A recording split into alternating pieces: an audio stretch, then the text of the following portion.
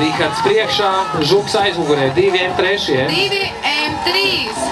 Kurš būs labāks? Nu, priekšbraucienos labāks izskatījās Huligāns.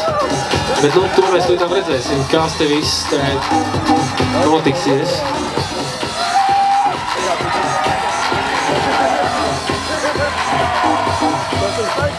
Pagaidām Rihards mēģina ieturēt distanci, bet trajektorijas labāk izbrauc Ervins Žuks manā vērtējumā. Kā jums skatītāji, kurš labāks? Žuks patīk, Huligāns vai Cālītis? Huligāns! Vai Cālītis? Huligāns vismaz iegriež ritīgi to tačku.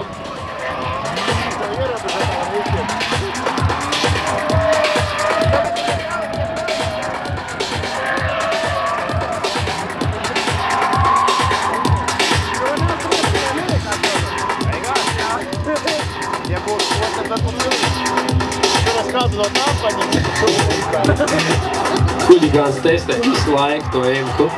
Napacīt tiek ietīti līdz pilnīgajam galam. Atrāvies tā, bet kļūdījās, jo Huligāns labāk, platāk trajektoriju izbrauc.